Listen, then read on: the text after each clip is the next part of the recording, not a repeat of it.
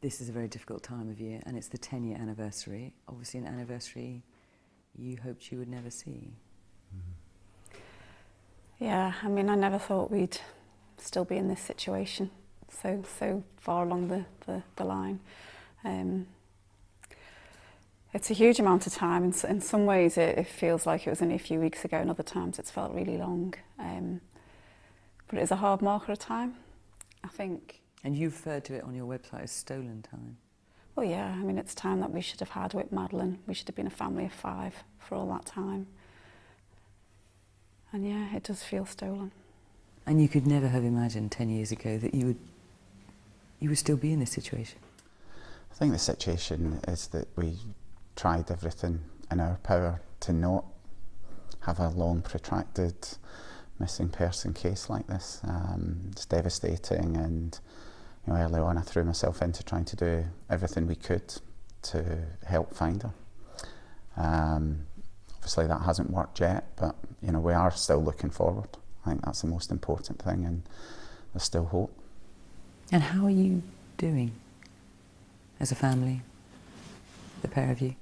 I think we're in a new normality, really, particularly over probably the last, seems like a long time saying it, but over the last 5 years since the Metropolitan Police actually started their investigation. It's taken a huge pressure off us individually and as a family. Because before that you were trying to fight the case yourselves, trying to encourage the police to look for Madeleine, get the Portuguese police involved. Yeah, I think the key thing was, and I suppose the injustice of it, was that after the initial Portuguese investigation closed, essentially no one other than us was actually doing anything proactively to try and find Madeleine. And I think every parent could understand that what you want and what we have aspired to is to have all the reasonable lines of inquiry followed to a logical conclusion as far as you can do that. And that was incredibly frustrating. And now, you talked at the time about what a blow that was. It was terrible. I mean, it's horrible. And as much as we tried, and fortunate to have had so many donations into Madeleine's fund and use that money to try and investigate, your hands are tied. You don't have the powers that law enforcement have. So how much of a difference has it made? So for the last 5 years, the police have been actively investigating. Huge. Absolutely huge. I mean, I can't emphasise enough just what a massive burden that's lifted from us and those around us, and also knowing that the lines of investigation are being prosecuted. And I know the Assistant Commissioner, Mr Rowley, spoke during the week, but a lot of those lines have been taken to a conclusion, and that's almost as important as finding who's actually responsible, but knowing that those lines have been shut down. And the police have talked about one significant lead that they're still pursuing. Can you tell me anything about that? Well, we're very much, the investigation is in the hands of the Metropolitan Police. There clearly are ongoing inquiries, and from our perspective, that's the important thing. They've managed to pull so much together and sift through so much information. So now we do seem to be on just several lines of inquiry rather than tens, hundreds. And there are 4 officers working on it full time. There have been criticisms that the police shouldn't be spending so much money still, so many years on this case. What would you say to that? I think some of that criticism is really quite unfair, actually, because I know it's a single missing child, but there are millions of British tourists that go to the Algarve year on year, and essentially you've got a British subject who's the subject of a crime, and there were other crimes that came to light following Madeleine's abduction that involved British tourists. So I think prosecuting it to a reasonable end is what you would expect. But of course it doesn't happen. Sadly there are so many children that go missing, and the resources are not deployed on their cases they have been on yours. I think it's others within law enforcement have made it very clear this type of stranger abduction is exceptionally rare, actually, and we need to put it into perspective. And it's partly why Madeleine's case has attracted so much attention, thrown in with many other ingredients. But this type of abduction is exceptionally rare. One of the police officers in Portugal has been a thorn in your side for many years. He was thrown off the investigation, but then he wrote a book. He presented a documentary presenting a view of what happened to Madeleine, which implicates you. And you fought it through the courts. At the moment, you've lost and he has won. Is this the end for you now? Are you going to continue to fight him? Well, I think the short answer is we have to, because the last judgment, I think, is terrible. So we will be appealing. We haven't lodged that yet, but it will be going to the European courts. I think it's also important to say that when we lodged the action, it was 8 years ago, and the circumstances were very different, where we felt there was real damage being done to the search for Madeleine at that time, particularly in Portugal. Well, because he was effectively suggesting that you were involved in the I think, you know, disposed what of Madeleine. people really need to realise, though, is, and you know, Assistant Commissioner Rowley has said it again this week, and the Portuguese have said it, and the final report have said it, is there's no evidence that Madeleine's dead. And the prosecutor said, you know, there's no evidence that we were involved in any crime. And really, that's saying anything opposite isn't justice. It's not justice for Madeleine. I find it all incomprehensible, to be honest, and it has been very upsetting, and it's caused a lot of frustration and anger, which is a real negative emotion.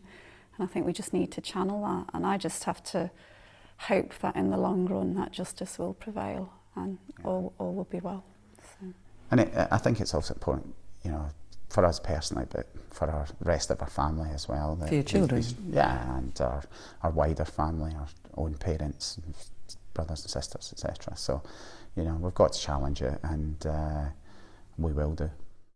The other thing that struck me when I was looking through various internet search engines before I did this interview was quite how much cruel, distressing, horribly tasteless commentary there is out there about you, about Madeleine, people giving their opinions about what they think happened, though even though they don't know you, they were nowhere near, they can't possibly know. How do you deal with that?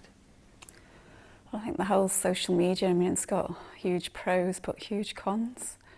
And I mean, on the downside, and all that's been written, I guess we protect ourselves, really. We don't go there, to be honest. We are aware of things that get said because people alert us to it. I guess our worry is for our children, really. Of course, because they're now 12, they're at an age where social media becomes increasingly important. Yeah, I mean, I think I don't want to dwell on, you know, the negative aspects too long, but I think in this era of fake news, it is extremely topical, and I think people just need to think twice before what they write and the effects it has on it. And certainly, I know ourselves with our own experience, both in the mainstream media and also on the internet, I'm not going to believe that until I see evidence of it convincing. And you know what? I'm sure there's a very small minority of people who spend their time doing it, but it's totally inhibited what we do. Personally, we don't use social media, although we have used it in Madeleine's campaign. But for our twins who are growing up in an era where mobile technology is used all the time, we don't want them not to be able to use it the same way that their peers do. So how do you protect them? I think the most important thing, and we had some excellent advice early on with Kate, and is that we've been as open with them as we can. We've told them about things, excuse me, and also, you know, that people are writing things that are simply just untrue, and they need to be aware of that. They're not really at the age where they are, you know, on the internet and other sites, but they're coming to that stage, and they're in closed groups with their friends, etc., and that's important. I think we've tried to educate them a little bit as well, because obviously it's not just us that has fallen victim to of course not. The downside of social media. And but does it shock you? Because it shocked me, certainly a little, the things that people say. I think it has been shocking, the whole kind of that aspect of human nature that I hadn't really encountered before. And because I think it's so far from how you would behave or people that you know would behave. It's been striking and quite hard really to get your head round, because why would somebody write that, you know? Why would somebody add to someone's upset? Why would someone in a position of ignorance do something like that? But I think we're seeing the worst and the best of human nature and experience, and our personal experience rather than on the internet has been overwhelmingly seeing the better side of human nature. And I think we need to remember that, actually.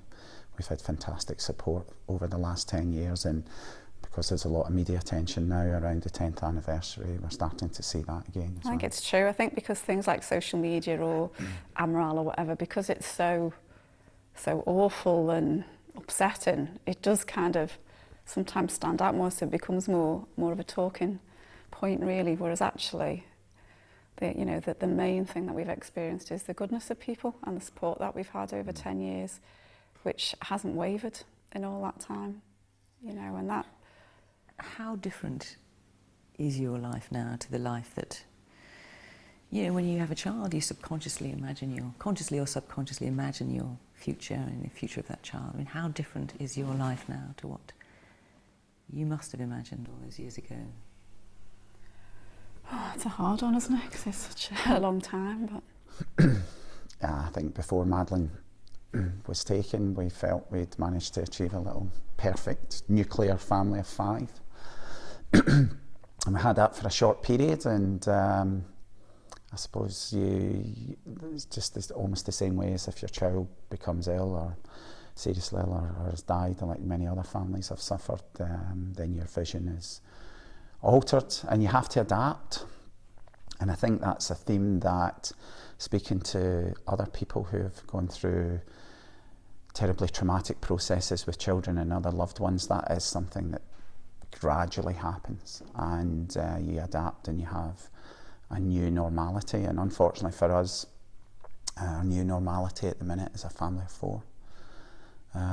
But we have adapted, and that's important. And as we've said about the investigation, the last 5 years in particular, it's allowed us to really properly devote time to looking after the twins and ourselves, and of course carrying on with our work.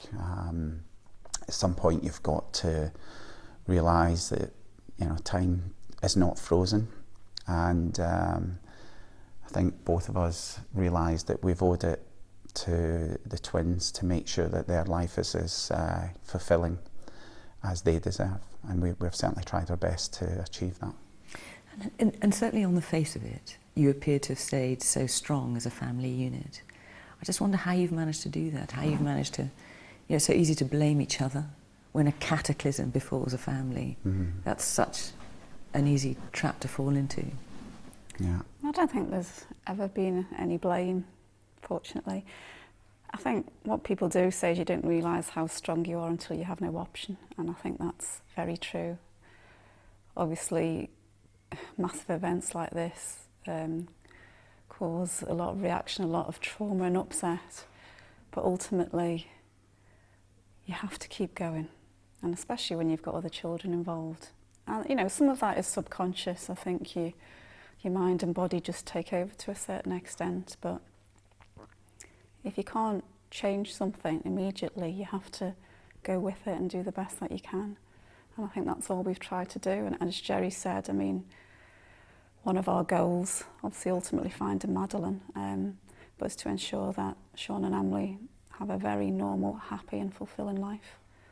And we'll do everything that we can to ensure that.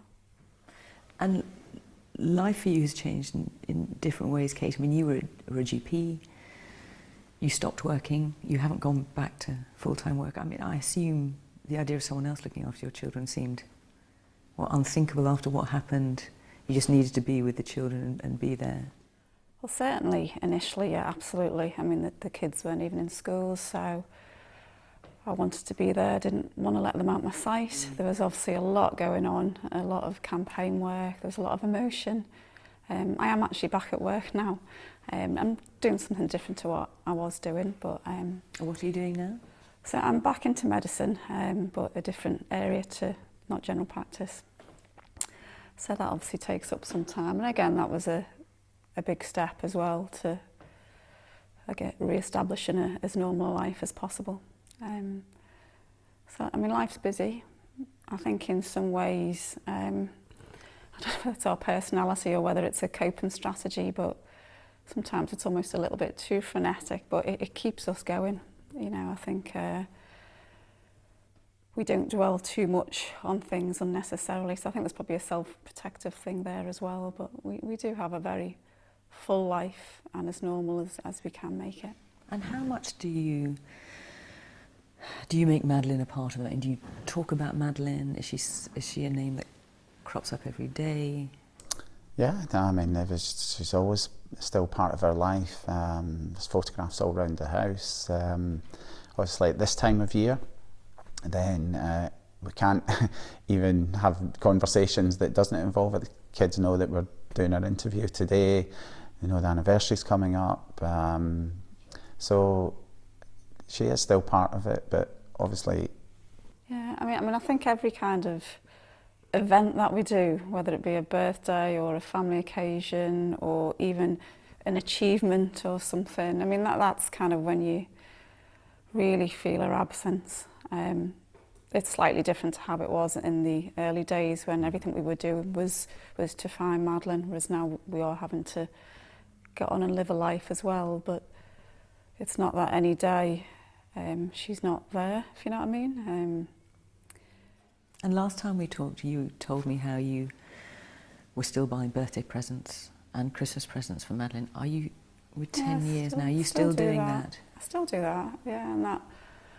So you go around the shops and you think Madeleine would be this age now, what would she want? And that's it. So, I mean, I obviously have to think about what age she is and something that, you know, whenever we find her, will still be appropriate. So there's a lot of thought goes into it, but I couldn't not, you know, she's still our daughter. She'll always be our daughter. It's because Kate does all the present buying anyway. I always do the present buying, you know, and yeah, there'll be another one coming up in, you know, next few weeks, so. And Madeleine would be how old? Coming up to 14. To 14. And this anniversary, how will you get through that day? Well, I think, like I put in my message on the website, every day is another day without Madeleine. I think it's just that number, it's that 10-year mark which makes it more significant, I think, because it's a reminder of how much time has gone by, and obviously 10's a big number.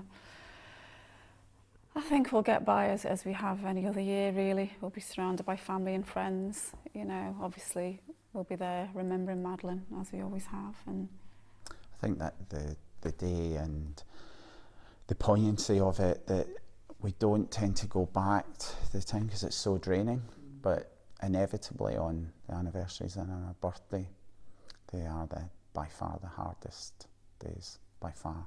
I think it is important though, because despite how difficult these days are, just keeping in mind actually how much progress we have made. And you know, nothing's ever going to be quick enough from our point of view, but I mean, as you know, the last 5 years, we've come a long way. And there is progress. There are some very credible lines of inquiry that the police are working on. And whilst there's no evidence to give us any negative news, you know, that hope is still there. And it really is there in your hearts? Yeah. The hope that Absolutely. one day you'll be reunited with your daughter? Yeah, well, no parent's going to give up on their child unless they know for certain their child's dead, and that we just don't have any evidence. So my you've hope got to... of Madeleine being out there is no less than it was almost 10 years ago. I mean, apart from those first 48 hours, nothing actually has changed since then. I mean, I think the difficult thing has always been, how will we find her? You know, because you're relying on the police doing everything they can, and you're relying on somebody with information coming forward. I think that's so important, that everyone thinks, well, what could have happened? But some of the scenarios with other people who've been abducted and kept, they're just so unbelievable that you think, that how could that have happened? And that's probably what's going to happen with Madeleine's case as well, that people go, it's incredible how that I think And Mark we just don't Rowley know. underlined that last week, the ACC, because he said... From the Metropolitan Police? Yeah, you can't apply normal logic to someone who commits a crime like this. Because you try and think, well, surely if it had done that, they'd have done that, and therefore... But you can't, because... But you must also look at cases like the case of Ben Needham, you know, who went missing in Greece decades past. Well, it is interesting though that you know, the people who've got the most experience are the National Centre for Missing and Exploited Children in the US, and one of the earliest things that stuck with me ever since then is the younger at the time a child is taken, the more likely they've been taken to be kept. And that could equally apply to Ben Needham, who was younger than Madeleine. So that's something, you know, that we have to factor in, actually. Which in one way could be a relief, but in another way is an unconscionable thought for you. Of course it is, and it's 10 years and how much it changed and where should we be now. But I mean, I think the key thing is to find Madeleine. She either needs to, if she's still alive, recognise that who she is, or we need to find the person or people responsible for taking her. And you must have imagined over the years, if you saw her, you know, what you'd say to her, how your lives would change. Yeah, I think I try not to go there too often, to be honest. It's one of those real bittersweet kind of thoughts. Yeah, I mean, I can't imagine, I'd say 10 years is a long time, but ultimately we're a mum and dad, and she's our daughter, and she's got brother and sister, grandparents, and lots of family and friends, you know. So it'd be absolutely fine, you know. It'd be, well, I'm sure it's beyond words, really. Sure we'll cope with anything, yeah. Now, I know that doing this interview is something you thought long and hard about. It's not something you particularly want to do, certainly not something you're looking forward to. What do you hope by doing an interview like this? What do you hope that people will hear? What's the message you want to get out? I think, you know, that there is still hope, really. There isn't a new appeal. Most of the media that we've done in the previous years is usually around that. So this is unusual. So we are marking the anniversary.